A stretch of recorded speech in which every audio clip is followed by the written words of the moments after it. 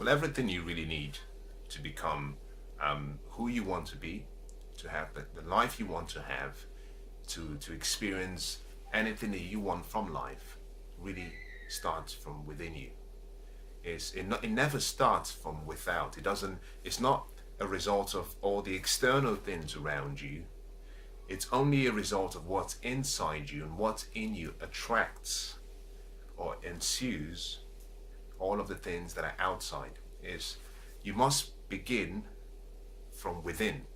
Is you must come to the realization, and you must accept that you have everything you want and everything you need to be really successful. And my first recommendation to you will be, get a piece of paper and a pen, or get a journal, get an electronic journal if you wish, and just make a list, itemize all of the assets that you have within you, that all of the gifts and talents and skills, everything that you believe is an asset that you have. Now, you might think that you don't have much, but let me give you a few. You have breath, and your breath is actually a sign of life. And a sign of life is really a sign of victory. And that is really that you are still alive, which means that the race that actually began when you were born is still ongoing, that you haven't lost the race yet. The next thing you have is that you have a brain with more than 100 billion cells, which means that there is nothing that you can imagine with your brain that you can't create. The third thing you have is you have a mind that has no limitation. You have a mind that has an imagination, and with that imagination you can create any future you want. I like what Albert Einstein says. He says that imagination is more powerful than knowledge. And that is simply because knowledge actually confines you, that knowledge has a limit, is there is so much you can know, but imagination has no boundaries. That the only boundaries of your imaginations are the boundaries that you set for yourself. So your mind will allow you to create anything you want, but then you must execute it by putting all those creative thoughts and ideas, first of all, on paper, crystallize it on paper, and next, take action. So the fourth thing you have is you have a heart. You have a heart that can actually feel. You know, it's one thing to actually be intellectually sound and intelligent. It's one thing to actually be knowledgeable. It's one thing to actually have information. But your heart is something that enables you to feel. And the feeling you have within your heart, in a lot of cases, is much more powerful than the knowledge you have. Now think about this. If you've ever been in a situation whereby either you walked into a deal, you know, I've had occasions where perhaps I've been trying to acquire a real estate transaction, and I walk into the property, and as soon as I walk into the property, I haven't seen all of it. I simply walked into it. I'm on the ground. I'm actually there in person, and my heart says, this is not for you. And it doesn't matter how beautiful, it doesn't matter how good the deal is, it doesn't matter where the location is, it doesn't matter how great the financial returns are. As soon as my heart tells me this is not for you, I walk away. Because my heart, and your heart, communicates to you. In the same way, I've also been in deals whereby I've walked in and I have this peace, that it feels as if my inner self is at peace. It's a way of telling me, you're in a good place. You're in the right place. Stay where you are. This is for you.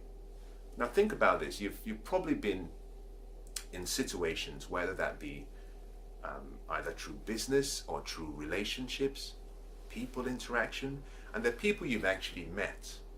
And within an instant, just a few seconds of meeting them, something in you says, something doesn't feel right. Now, you don't have any information, but your inner self tells you something doesn't feel right. You see, Your heart is not just something that you have inside you that pumps blood all through your circulation system. No, it goes beyond just being an organ. You see, your heart is really a part of your inner self. It really gives you that power of what I call discerning. It's like a discerning spirit where you can sense things beyond the intellect. So there are 4 things I've given you now.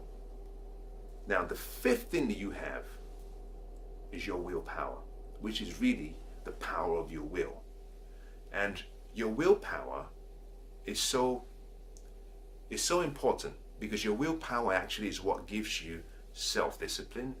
Your willpower is actually what supports your persistence, your perseverance. It supports your ability to endure. Your willpower supports your courage. You see how the foundation of who you really are is your willpower.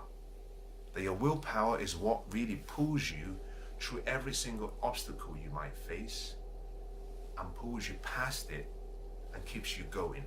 I see your willpower sometimes as being, if you've ever walked in the middle of the night in a place where there is no electricity, but you perhaps have lamps on the floor, and those lamps have been strategically positioned in such a way that they provide you with a path, they provide you with a visual guide to where you should go and how you should follow the route, is that your willpower sometimes will give you that guide. It's like that is that directional part of you that actually keeps you focused, keeps you passionate, keeps you inspired. Is that where there's a will, there's a way, and you have a willpower.